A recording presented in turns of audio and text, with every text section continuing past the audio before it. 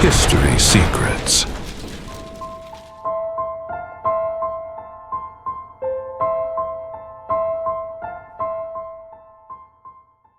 There comes a moment when a society stops evolving, yet still doesn't realize it has already begun to collapse. It continues to function, institutions still exist, speeches are still being made, indicators still seem acceptable, but something invisible begins to fall apart from within.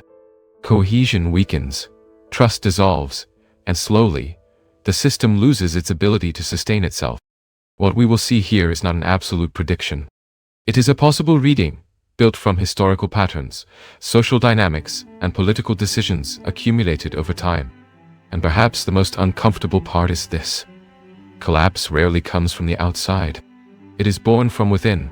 The narrative begins with a concrete example: a country that for a long time was seen as a symbol of stability, prosperity, and quality of life.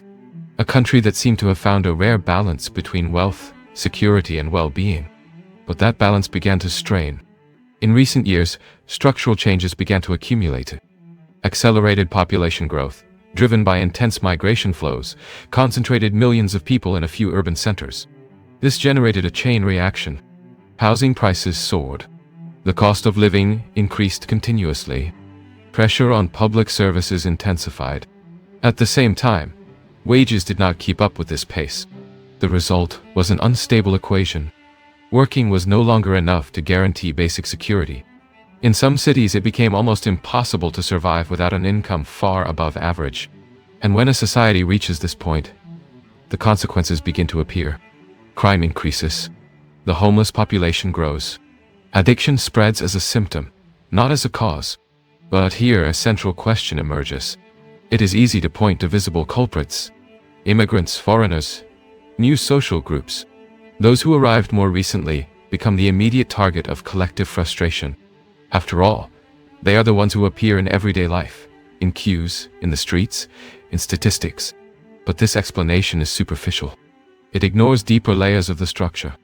The very experience of those living through this process reveals another dimension. The story of a family that arrived decades earlier seeking a better life shows an important contrast to us. They came from a context of extreme poverty, an environment where even basic items were considered a luxury. Migration represented not only an economic opportunity, but an escape from a reality almost unimaginable by today's standards. And at first, there was gratitude. But there was also difficulty. Hard work, precarious jobs, silent discrimination, cultural barriers. The promise of upward mobility existed, but it was not automatic. It required extreme effort, constant adaptation, and often, the acceptance of conditions that few would willingly accept. Even so, there was a fundamental difference. At that moment, the system was still able to absorb these trajectories. There was room for mobility. There was margin for growth. Over time, that margin began to disappear. And this is where the analysis changes direction. The problem is not only who enters the system, it is how the system is structured to deal with it. To understand this dynamic, it is necessary to observe the incentives that sustain political decisions. Behind public policies, there is always a logic of maintaining balance. But this balance is not neutral. It serves specific interests, often invisible to those observing from the outside. One generation in particular occupies a central position in this scenario. A generation that accumulated wealth, stability, and power over decades. One that grew up during a period of economic expansion, geopolitical security, and continuous growth. This generation came to depend on three fundamental pillars: the maintenance of their pensions, access to a broad and functional healthcare system, the continuous appreciation of their assets, especially real estate. To sustain these three pillars, the economy needs to keep growing. And for the economy to grow, there are few structural alternatives. To exploit natural resources more intensively, to stimulate innovation and entrepreneurship on a large scale, or to increase the economically active population. Each of these options has costs. Resource exploitation conflicts with environmental values. Encouraging entrepreneurship requires reducing state control and accepting greater risk. Immigration, in turn, offers a more immediate solution. It injects labor, increases consumption, sustains short-term growth, but it also creates pressure, and this pressure is not distributed equally. While some benefit directly, others absorb the costs. This asymmetry generates social tension, and when this tension does not find a clear explanation, it seeks simple targets. This is the point where conspiratorial narratives emerge. Theories that attempt to explain the phenomenon as the result of hidden plans, global coordination, or deliberate intentions of cultural destruction. But there is an alternative reading. Perhaps the system is not being guided by a higher intelligence. Perhaps it is being driven by fragmented decisions, immediate interests, and a collective inability to deal with long-term consequences. This possibility is less comfortable, because it eliminates the idea of central control, and forces us to consider something more difficult. The hypothesis that collapse is not planned. It is emergent, the result of rational choices in the short term that become destructive in the long term. To understand this more deeply, it is necessary to look at the broader structure, not just of a specific country, but of an entire model of society. A society built on relative abundance, prolonged security, and the absence of significant external threats. When a system operates for a long time without major disruptions, it tends to develop specific characteristics. It becomes more regulated, more predictable, more dependent on stability. But this stability has a price. It reduces adaptability. And by reducing adaptability, the system becomes vulnerable to slow, yet continuous changes. Changes that are not perceived as immediate crises, but that, when accumulated, completely transform the structure. In this context, collective identity also transforms. It ceases to be based on clear shared objectives and becomes sustained by abstract values, social norms, and institutional structures. This may work for a while, but under pressure, these structures begin to reveal fragilities, and when that happens, society enters a peculiar state. It still functions, but it no longer knows exactly why. Then, an inevitable question arises. What exactly keeps a society united when it no longer has a clear common purpose? During long periods of stability, many nations stop being guided by a concrete mission and begin to sustain themselves through more subtle mechanisms. Shared values, implicit norms, behaviors learned since childhood. But these elements, although powerful, are not indestructible. They depend on something invisible. Trust. Trust that the rules make sense. Trust that effort will be rewarded. Trust that the system, despite its imperfections, still works. When this trust begins to deteriorate, something changes profoundly. And what is most curious is that this change does not happen abruptly.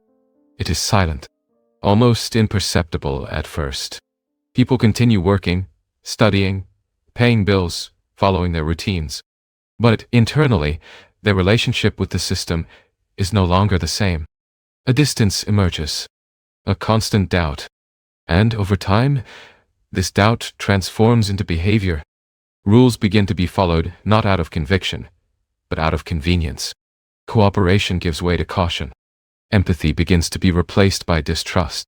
This is a critical point, because a society does not collapse only when it lacks food, money, or security. It collapses when it loses its capacity for spontaneous cooperation. And this capacity is directly linked to the perception of justice. If the system begins to seem unfair, even if it still functions, people start to act defensively. They compete more, trust less, protect only their own interests. And this creates a cascading effect.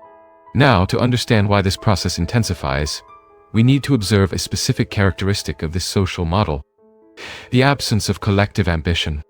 In some historical contexts, ambition was the engine of transformation. It drove innovation, expansion, and development. But there is a paradox.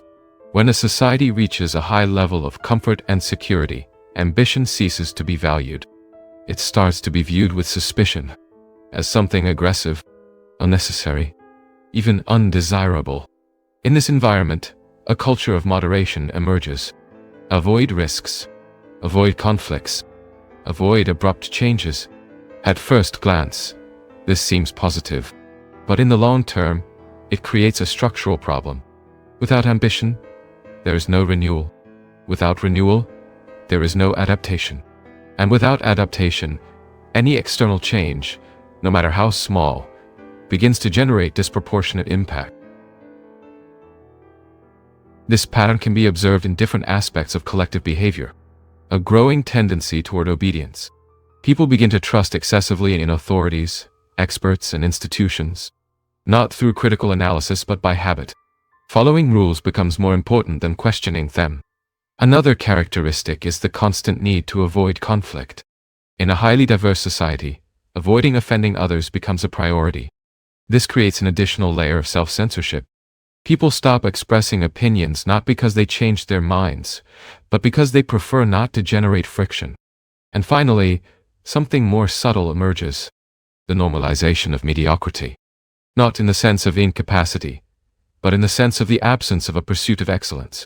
If no one should stand out too much, if ambition is seen as something negative, then the average standard becomes the ideal. This stabilizes the system for a while, but it also limits it, because it eliminates the extremes that usually drive transformation. And here an interesting contrast appears. Theoretically, a society with a high level of wealth, security, and free time would have ideal conditions to generate innovation, deep thinking, and meaningful contributions to humanity. But in practice, that does not always happen. Instead, the system can enter a state of complacency. People settle. Critical thinking decreases. The search for meaning is replaced by comfort.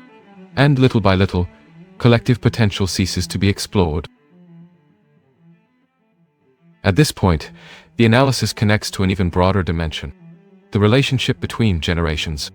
There is a specific generation that grew up in a completely different context. A period of economic expansion, continuous growth, and progressive improvement in quality of life.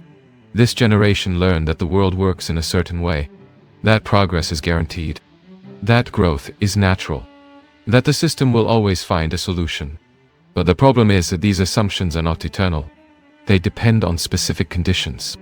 And when those conditions change, learned behavior begins to produce unexpected effects.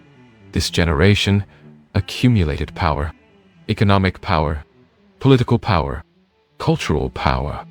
And with that, it began to directly influence the decisions that shape the system. But there is an implicit conflict. Maintaining this generation's standard of living requires continuous growth. And this growth, in an already saturated environment, needs to be sustained by increasingly artificial mechanisms. One of these mechanisms is population expansion through immigration. Another is the constant appreciation of assets, such as real estate. Another is the expansion of public systems that depend on an ever-growing base of contributors. In the short term, these solutions work. But in the long term, they generate imbalances. And these imbalances fall mainly on younger generations, who face a completely different scenario. Fewer opportunities, more competition, more uncertainty, and, perhaps most importantly, less prospect of upward mobility. This deeply alters behavior. Young people begin to postpone important decisions, avoid long-term commitments, question the value of following the traditional path. And one of the most visible consequences of this is the decline in birth rates. But this decline is not only economic, it is psychological. It reflects a perception of an uncertain future. And when a society loses confidence in the future, it begins to enter a state of contraction. Less investment, less risk, less building, more preservation, more caution, more isolation. This movement, although understandable, accelerates the very process of stagnation, creating a cycle that is difficult to break. There is an experiment that helps illustrate this type of dynamic in an almost disturbing way. In the 1960s, social scientist John B. Calhoun conducted a series of studies that became known as the Mouse Utopia. The proposal was simple, but radical: to create an environment where there was no scarcity, abundant water, unlimited food, total absence of predators, controlled temperature, sufficient space. In theory, this would be the ideal scenario for a society to thrive. But what happened was exactly the opposite. At first, the population grew rapidly. Resources were abundant, and there were no apparent reasons for conflict. Everything seemed to function perfectly. But over time, something began to change. Social structures began to deteriorate. Hierarchies stopped functioning. Behavior patterns became erratic. Cooperation disappeared. Individuals began to exhibit extreme behaviors. Gratuitous violence. Aggression without purpose. Social isolation. Collapse of relationships. And eventually, the population entered into decline. Even with unlimited resources. Even without external threats. The society collapsed due to internal causes. Calhoun called this phenomenon behavioral sink. And to this day, this experiment continues to be debated, because it raises an uncomfortable hypothesis. Perhaps abundance alone is not enough to sustain a healthy society. Perhaps there is an invisible limit, a point at which the absence of challenges begins to erode the very structure of society. If we connect this idea to the current scenario, a possible interpretation emerges. We are living in a period where many of the historical limitations have been reduced or eliminated. Extreme scarcity, which shaped much of human history, is no longer the dominant factor in many regions of the world. But this has not eliminated competition. It has only transformed it, because there is something that cannot be distributed infinitely. Status, recognition, power, social position. These elements remain limited. And when a society produces more individuals seeking status than there are positions available, a phenomenon known as elite overproduction emerges. More and more qualified people, more and more competition, less and less space. And when there is no outlet for this pressure, conflict intensifies, not necessarily in a physical way, but psychologically, socially, culturally. Disputes stop being external and become internal. Groups compete with each other. Narratives collide. Polarization increases. And in this environment, cooperation becomes even more difficult. This context helps explain a behavior that has become increasingly common: the refusal to invest in the future. Not only financially, but existentially. The decision not to have children, for example, can be seen from a new perspective. It is not just an economic issue. It is a response to an environment perceived as unstable. If the future seems uncertain, if opportunities seem limited, if competition seems excessive, then the natural impulse of continuity begins to weaken. And this creates an even deeper effect. Because a society that stops reproducing, not only biologically, but also culturally, begins to lose its historical continuity. It begins to exist in the present, without a clear projection of the future. And this completely changes the way decisions are made. The short term begins to dominate. The long term loses relevance. And when this happens, the solutions adopted tend to become increasingly immediate. Now, there is an additional element that intensifies this process: the relationship with power. In many contexts, especially in the Western world, there is a significant concentration of power in the hands of a specific generation. A generation that, as we have seen, accumulated wealth, stability, and influence over decades. But there is an important detail. This generation not only accumulated power, it is also living longer than any previous generation. Advances in medicine, access to advanced healthcare systems, and improvements in living conditions have significantly extended life expectancy. This creates an unprecedented situation. Power remains concentrated for longer. And this reduces the speed of system renewal. New ideas take longer to emerge. New leadership faces more barriers. New structures struggle to establish themselves. And at the same time, this generation has clear incentives to keep the system as it is, because the current system sustains its standard of living. This is not necessarily the result of bad intention, but of aligned interests, maintaining stability, avoiding radical changes, protecting what has been achieved. The problem is that, in a changing environment, the absence of change also becomes a risk, because the external world continues to evolve, and the system that does not adapt inevitably loses competitiveness. At this point, the analysis reaches a more symbolic dimension: the idea of empire. Historically, empires do not collapse only due to external attacks. Many times, the process begins internally. Excessive confidence, overexpansion, disconnection between leadership and reality, and, perhaps most importantly, the inability to recognize one's own limits. There is a powerful image that can help understand this. The image of a force that, in seeking to assert its own greatness, ends up destroying what sustains its existence. A dynamic where the pursuit of power turns into self-sabotage. And, in this context, an unsettling hypothesis emerges. That systems can continue operating even when they are already compromised. They can continue expanding, even when that expansion is no longer sustainable. They can continue making decisions that seem rational in the short term, but that, in the long term, accelerate their own collapse.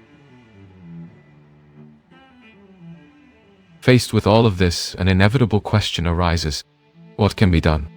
And perhaps, this is the most difficult part. Because when a system reaches this level of complexity, solutions are no longer simple. There is no single action that can reverse the process. There is no central point that can be adjusted to fix everything. And more than that, there is a fundamental human factor. The people who sustain this system are not abstract. They are fathers, mothers, family members, individuals who built their lives within this structure. And this creates a dilemma. Because any significant change implies cost. And that cost is not only economic. It is emotional. It is social. It is existential. That is why, many times the system continues. Not because it works perfectly, but because changing it seems even more risky. Perhaps the most uncomfortable point of this entire analysis is not in the data, nor in the models, nor in historical comparisons. It is in responsibility. Because, throughout this entire process, there's a constant tendency to search for external culprits, a visible enemy, an organized force, an explanation that simplifies complexity. But this search, most of the time, serves more as relief than as understanding. It displaces the problem. And by displacing the problem, it prevents it from truly being faced. When we look more closely, we realize that many of the dynamics that lead to collapse are not imposed from outside. They emerge from within. They are the result of accumulated decisions, misaligned incentives and behaviors that, individually, seem rational, but that, collectively, produce unexpected consequences. This does not mean that there is a single responsible party. It means that the system as a whole participates in this process. And that includes all levels: institutions, governments, markets, individuals. Each small decision, each daily choice, each adaptation made to deal with the present contributes, in some way, to shaping the future. And that is precisely why the idea of "there is nothing to be done" can be misleading. Not because there are easy solutions, but because there is at least a starting point. Awareness, recognizing patterns, identifying dynamics, understanding consequences. Without this, any attempt at change becomes superficial. There is a phrase implicit throughout this entire reflection: that truth, in itself, has value, even if it does not immediately solve the problem, even if it does not bring comfort, even if it does not offer clear hope. Speaking the truth in this context is not an act of denunciation. It is an act of responsibility toward future generations, toward those who will still live through the consequences of these decisions. Because if there is one thing that history repeatedly shows, it is that societies that cannot recognize their own flaws tend to repeat them, and often, in a more intense way. But there is also another possible reading, less deterministic, less fatalistic. That collapse, when it occurs, is not only destruction, it is also transformation. Systems that become unsustainable eventually give way to new structures, new forms of organization, new ideas, new values. The problem is that this process is not linear, nor painless. It involves rupture, uncertainty, reconfiguration. And during this period, the predominant feeling is not renewal. It is loss. Perhaps, then the question needs to be reframed. Not only how to avoid collapse, but how to go through this process with the lowest possible level of destruction. And this question does not have a single answer, but it points in a direction: the need for reconstruction of trust, reconstruction of purpose, reconstruction of cooperation. Elements that cannot be imposed. They need to be rebuilt gradually, and often, locally, on small scales, in communities, in direct relationships, in spaces where it is still possible to establish real bonds. Because in complex systems, major changes rarely begin at the top. They emerge at the edges. In the end, perhaps the scenario presented here is not a definitive sentence, but an invitation to more careful observation, to deeper reflection, and above all, to the willingness to face the discomfort that comes with understanding. Because understanding is the first step, even when acting is not yet possible, even when the answers are still not clear. And perhaps it is precisely there that everything begins. Throughout history, many events have been recorded, but others have disappeared over time. Lost manuscripts, forgotten accounts, evidence that never reached us. But this raises an inevitable question. How many truths of history do we really know? Because some secrets of history are still waiting to be revealed.